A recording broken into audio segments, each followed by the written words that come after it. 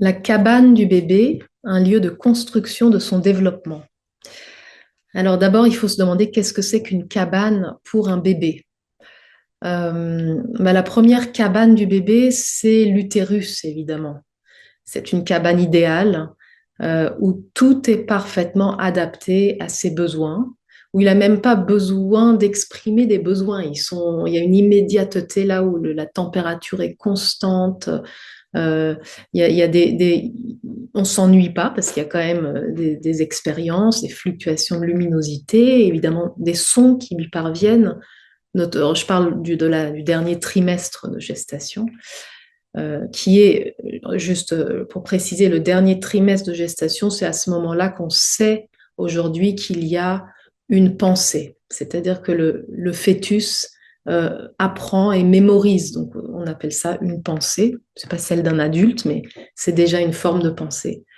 Donc, la cabane et la pensée sont très liées. Enfin, c'est la cabane utérus. Et la question à se poser, c'est quelles sont les cabanes successives euh, après la naissance? Eh bien,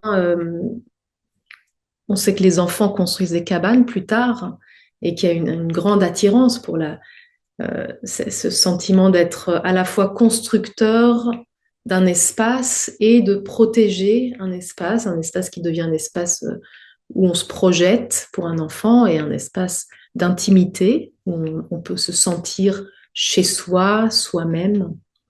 Donc, la cabane, toute la vie, la maison, la cabane joue un rôle dans la construction de l'identité. On décore nos maisons partout dans le monde. Voilà, il y a un lien fort entre le sentiment de chez soi et le sentiment d'être soi. Donc, pour le bébé, quelles sont les cabanes?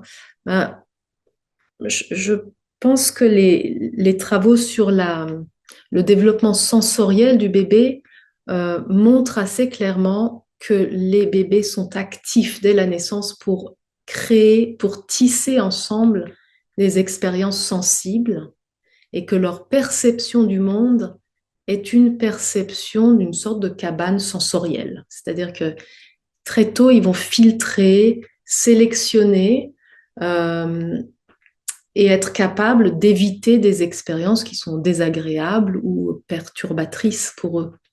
Donc il y a dans la manière même de percevoir le monde une, une construction de cabane quelque part.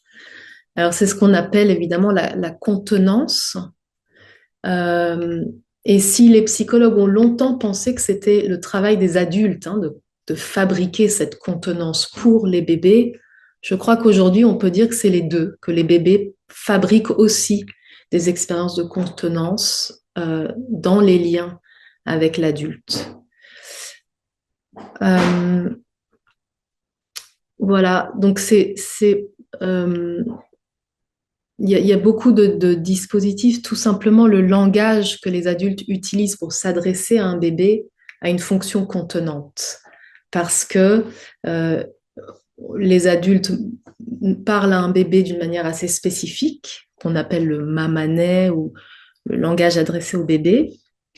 Et une des caractéristiques de ce langage-là, c'est que du point de vue du bébé, il y a beaucoup de motifs récurrents, de structures temporelles qui sont identifiables.